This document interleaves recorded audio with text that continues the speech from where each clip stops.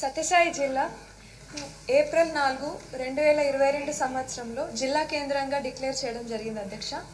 YCP ప్రభుత్వం కేవలం నామమాత్రానికి మాత్రమే ఇది జిల్లాగా ప్రకటించారు అధ్యక్ష. కనీస మౌలిక సదుపాయాలు అక్కడ క్రియేట్ చేయలేదు అధ్యక్ష. కేవలం ₹1 కూడా ఈ కొత్త జిల్లాకి కేటాయించలేదు అధ్యక్ష. ఇప్పుడున్న ప్రతి ఒక్క గవర్నమెంట్ బిల్డింగ్ కూడా సత్యసాయి బాబా గారి ట్రస్ట్ బిల్డింగ్స్లోనే నడుపుతున్నారు అధ్యక్ష. ఇక్కడ కలెక్టరేట్ కానివ్వండి, జ్యుడిషియరీ బిల్డింగ్స్ కానివ్వండి, లేదంటే డిస్ట్రిక్ట్ పోలీస్ డిపార్ట్మెంట్స్ కానివ్వండి, లేదా 52 ఇంపార్టెంట్ గవర్నమెంట్ డిపార్ట్మెంట్స్కి ఏ రకమైన ఒక గవర్నమెంట్ ఆఫీస్ కూడా లేదు అధ్యక్ష. వీటికి స్థలం సేకరించి బిల్డింగ్లు కట్టించాల్సిందిగా మీ ద్వారా మంత్రి వారిని కోరుతున్నాను అధ్యక్ష. కొత్తగా ఏర్పాటైన జిల్లా కాబట్టి ఇక్కడ ఉన్న ప్రతి గవర్నమెంట్ డిపార్ట్మెంట్, రెవెన్యూ తీసుకోండి, పోలీస్ డిపార్ట్మెంట్ తీసుకోండి, అన్నిట్లోనూ కేవలం 50% కంటే తక్కువ స్టాఫ్ ఉన్నారు అధ్యక్ష. దీంతో వీళ్ళ స్టాఫ్ మీద చాలా ఒత్తిడి ఉంది. అలాగే ప్రజలు కూడా బాగా ఇబ్బంది పడుతున్నారు అధ్యక్ష. ఇక్కడ ఈ స్టాఫ్ని భర్తీ చేసే ఆలోచన ఏమైనా ప్రభుత్వం చేస్తుందా అనేది ఒక ప్రశ్న అధ్యక్ష. అలాగే కొత్త జిల్లా హెడ్ క్వార్టర్స్కి ఆఫీస్ నిర్వహణకు చాలా ఎక్స్పెండిచర్ అవుతుంది అధ్యక్ష. ఈ ఎక్స్పెండిచర్కి ఏదైనా అడిషనల్ ఫండ్ ఏమైనా కేటాయించే అవకాశం ఉందా అని మీ ద్వారా మంత్రి వారిని కోరుతున్నాను అధ్యక్ష. వేమిరెడ్డి ప్రశాంత్ రెడ్డి గారు.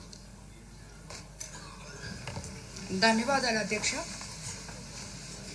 ఇక్కడ ప్రతిసారి ఎక్కడైతే మనకి కొత్త జిల్లాలు ఏర్పడుతున్నాయో అధ్యక్ష, అవి అక్కడ ఒక గ్రామం నుంచి వచ్చి ఒక పౌరుడు ఒక పని చేసుకోవాలంటే ఉదయం నుంచి సాయంత్రం లోపల మళ్ళీ తిరిగి వాళ్ళు వెళ్ళడానికి అన్ని భవనాలు, అన్ని ఆఫీసులు, రెవెన్యూకి సంబంధించి అదేవిధంగా ప్రతి ఒక్కటి కూడా ఒకే దగ్గర ఉంటే బాగుంటుందని చెప్పి చాలామంది కోరడం జరుగుతుంది అధ్యక్ష. దానివల్ల ఇంకొక ఊర్లో అలా ఉన్న దానివల్ల వాళ్ళు ఊరి నుంచి వచ్చి ఆ పనులు చేసుకోలేకపోతున్నారు అధ్యక్ష. దానివల్ల ఇలాగ ఏర్పడిన ప్రతి జిల్లాలో మంత్రి గారి దృష్టికి తీసుకెళ్తున్నాము. అన్ని కొత్తగా ఎలాగో మనం ఏర్పాటు చేస్తున్నాం కాబట్టి ఈ సముదాయాలన్నీ ఒకే దగ్గర ఏర్పాటు చేసిన దానివల్ల అయితే అందరికీ ఉపయోగపడుతుందని మంత్రి గారికి అది చేస్తే బాగుంటుందని కోరుకుంటున్నాను అధ్యక్ష. ధన్యవాదాలు అధ్యక్ష. థ్యాంక్ యూ అధ్యక్ష. గౌరవ సభ్యులు కోన రవి గారు, విజయ్ గారు, సింధూర్ రెడ్డి గారు, ప్రశాంత్ రెడ్డి గారు చక్కని సూచన ఇచ్చారు అధ్యక్ష. అధ్యక్ష, రాష్ట్ర విభజన జరిగినప్పుడు అధ్యక్ష 2014 జూన్ 2 అధ్యక్ష 13 జిల్లాలతో ఆంధ్ర రాష్ట్రం ఏర్పడింది అధ్యక్ష. కానీ తర్వాత వచ్చిన ప్రభుత్వం అధ్యక్ష 2019లో అప్పుడు ఉన్నటువంటి సమస్యలన్నీ కూడా ఏదైతే పిఆర్సీ సమస్య అవ్వచ్చు, ఉద్యోగాల సమస్య అవ్వచ్చు, లేకపోతే మహిళలు ఇబ్బంది పడుతున్న పరిస్థితుల్లో ఏదైతే తప్పుదోవ పట్టించడానికి, పక్కదోవ పట్టించడానికి అన్నీ కూడా అశాస్త్రీయంగా అనాలోచితంతో ఈ యొక్క విభజన జరిగింది అధ్యక్ష. ఈ యొక్క ఏప్రిల్ 4, 2022 రోజు అధ్యక్ష 26 జిల్లాలుగా ఈ రాష్ట్రాన్ని పునర్విభజించారు అధ్యక్ష. కానీ ఎక్కడ కూడా ఆలోచన చేయకుండా అధ్యక్ష ప్రాంతాల మధ్యలో విభేదాలు పెట్టే విధంగా, ఎక్కడైతే జిల్లా హెడ్ క్వార్టర్ ఉండాలో అక్కడ ఉండకుండా ఎన్నో మనం చూసాం, కోనసీమలో కూడా చూసాం అధ్యక్ష. ఎక్కడ ఆలోచన లేకుండా ఎంతో గొడవ అవుతాయని చెప్పి తెలిసి కూడా వారు ఆపలేని పరిస్థితిలో ఆ రోజు విభజన చేశారు అధ్యక్ష. అయితే అధ్యక్ష ఏదైతే ఇంటిగ్రేటెడ్ కలెక్టరేట్ కాంప్లెక్స్ కావాలని చెప్పారో అధ్యక్ష, వీరు తొందరపాటుతో అప్పుడున్న ఆర్థిక పరిస్థితి కూడా ఆలోచన చేయకుండా ప్రతిపాదన అయితే పెట్టారు అధ్యక్ష. ప్రతి ఒక్క జిల్లా కేంద్రంలో గ్రౌండ్ ఫ్లోర్లో 83,177 చదరపు అడుగులతో, అలాగే మొదటి అంతస్తులో 64,521 చదరపు అడుగులతో తప్పకుండా చేసి పెడతామని చెప్పేసి 22/7/2022 తాత్కాలికమైన డిజైన్లు అందించారు అధ్యక్ష. దాని తర్వాత అధ్యక్ష ప్రతి కాంప్లెక్స్ కూడా దాదాపుగా 100 కోట్ల రూపాయలతో 2,20,000 చదరపు అడుగులతో ఒక ప్రణాళిక నిర్మాణానికి ఒక పరిపాలన అనుమతి కూడా ఇచ్చారు అధ్యక్ష. అయితే అధ్యక్ష ఏదైతే ప్రభుత్వ భూములు కావాలో అధ్యక్ష తిరుపతి, బిఆర్ అంబేద్కర్ కోనసీమ, అలాగే ఎన్టీఆర్ జిల్లా బాపట్ల తప్ప 9 దగ్గర కూడా తీసుకొచ్చినటువంటి ఇచ్చినటువంటి పరిస్థితుల్లో మనం చూసాం అధ్యక్ష. అయితే అధ్యక్ష దీంతో పాటు 2024-25 ఏదైతే మనకి మూలధన పెట్టుబడి కోసం పేర్కొన్న ప్రత్యేకమైనటువంటి సహాయంతో, కేంద్ర ప్రభుత్వ సహాయంతో అధ్యక్ష కలెక్టరేట్ కాంప్లెక్స్లు అలాగే రెవెన్యూ డివిజన్ కార్యాలయంలో తహసీల్దార్ కార్యాలయం కూడా మనం నిర్మిద్దామని చెప్పేసి ఒక ప్రతిపాదనతో ముందుకున్నాం అధ్యక్ష. దానికి 1434 కోట్ల రూపాయలు అవుతాయి అధ్యక్ష. అయితే ఎలాగైతే పెద్దలు ప్రశాంత్ గారు చెప్పారో అధ్యక్ష, అన్ని పంచాయతీరాజ్ అవ్వచ్చు, ఇరిగేషన్ అవ్వచ్చు, R&B అవ్వచ్చు, DMH అవ్వచ్చు, education, district registrar, animal husbandry, agriculture, PD housing, social welfare, district Panchayati Raj office, district supply office, horticulture, district treasury, forest, fisheries, AD, land survey, women and child welfare, AD welfare and differently ఎడెడ్ chief planning office అధ్యక్ష.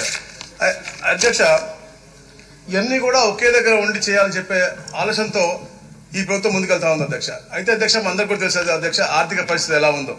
అంటే గత ప్రభుత్వం అధ్యక్ష వాళ్ళ party ఆఫీసులు నిర్మించాలి అనేటువంటి తపన ఈ యొక్క కలెక్టరేట్ ఆఫీసులు కానీ ఇలాంటి తహసీల్దార్ ఆఫీసులు కానీ నిర్మించాలని ఎక్కడ కూడా లేదు అధ్యక్ష. మనం చూస్తా ఉన్నాం అధ్యక్ష, వాళ్ళకి 26 జిల్లాల్లో కూడా అద్భుతమైన ప్యాలెస్ లాంటి పార్టీ ఆఫీస్ కట్టారు కానీ ఎక్కడ కూడా ఈ కలెక్టరేట్లు కట్టియాలని చెప్పేసి ఎక్కడ ఆలోచన చేయలేదు అధ్యక్ష. మనం నిజంగా అధ్యక్ష ఈ సభ ద్వారా మీ ద్వారా నేను ఇక్కడ మన డిప్యూటీ స్పీకర్ గారిని అభినందిస్తున్నాను అధ్యక్ష. ఎందుకంటే అధ్యక్ష ఎప్పటి నుంచో కూడా వాళ్ళ ప్రాంతాల్లో కబ్జాకు గురైనటువంటి భూమిని వెనక్కి తీసుకుని ఒక మంచి ఆలోచనతో ఎంతో మంది దాతలతో కూడా డబ్బులు తీసుకుని 50% వాళ్ళు పెట్టుకునే విధంగా 50% గవర్నమెంట్ పెట్టే విధంగా ఒక ప్రతిపాదనతో ముందుకు వచ్చారు అధ్యక్ష. అట్లనే మనం గౌరవ ముఖ్యమంత్రి గారు కూడా, ఎందుకంటే ఆర్థిక పరిస్థితి బాగాలేదు, తప్పకుండా అన్ని సౌకర్యాలు కల్పించాలి, అధికారులు మంచి సౌకర్యాల్లో పనిచేస్తేనే మంచి పరిపాలన సుపరిపాలన ఇవ్వగలని చెప్పే లక్ష్యంతో P4 మోడల్లో కూడా ముందుకు వస్తా ఉన్నాం అధ్యక్ష. అలాగే అధికారులందరూ కూడా అధ్యయనం చేస్తా ఉన్నారు ఎలాంటి మోడల్ చేస్తే బాగుంటుంది. ఎందుకంటే దశాబ్దాల తర్వాత అయినా కూడా మళ్ళీ ఇలాంటి సైకోలు ఎప్పుడైనా వస్తే అలాంటి పెట్టుబడిదారులకు ఇబ్బందిగా అవ్వకూడదని చెప్పే విధంగా ఎస్క్రో అకౌంట్లో పెడితే బాగుంటుందా లేదా ఇంకా వేరే విధంగా చేస్తే బాగుంటుందా అనేది కూడా అధ్యయనం చేస్తా ఉన్నాం అధ్యక్ష. అలాగే అధ్యక్ష, ఏదైతే రవికుమార్ గారు అడిగారు అధ్యక్ష, గత ప్రభుత్వంలో జరిగినటువంటి లోపాలన్నీ కూడా ఇప్పుడు సరి చేస్తా ఉన్నాం అధ్యక్ష. తప్పకుండా లోపాలని అన్ని కూడా సరి చేసుకుని చర్యలు తప్పకుండా తీసుకుంటాం అధ్యక్ష. ఏదైతే సౌకర్యం ఉన్నాయి అలాగే అధ్యక్ష, ఏదైతే చెప్పారో ఈఓ గురించి చెప్పారు అధ్యక్ష, తప్పకుండా ఎక్కడ గుడి ఈఓ ఎక్కడ ఉంటారో వారే అర్హులు అధ్యక్ష. అక్కడికి వెళ్ళి ఎన్ని జిల్లాలు మారిన తర్వాత భూములు ఉన్నా కూడా ఇక్కడ ఈఓని అక్కడ వెళ్తారు. రెవెన్యూ అధికారి అనేవాళ్ళు కేవలం కస్టోడియన్ దానికి మాత్రమే అధ్యక్ష. తప్పకుండా ఏదైతే సభ్యులందరూ చెప్పారో అవన్నీ కూడా పరిగణన తీసుకుని గౌరవ ముఖ్యమంత్రి గారి దృష్టికి కూడా తీసుకెళ్లి అన్ని సౌకర్యాలు ఉండి ఒక ఇంటిగ్రేటెడ్ కలెక్టరేట్స్ అలాగే ఆర్డీఓ ఆఫీసు తహసీల్దార్ ఆఫీసులు కూడా తప్పకుండా ఏర్పాటు చేస్తామని చెప్పి మీకు తెలియజేస్తాను. థ్యాంక్ యూ అధ్యక్ష. క్వశ్చన్ నెంబర్ 836 అండి, టూరిజం మినిస్టర్ గారు.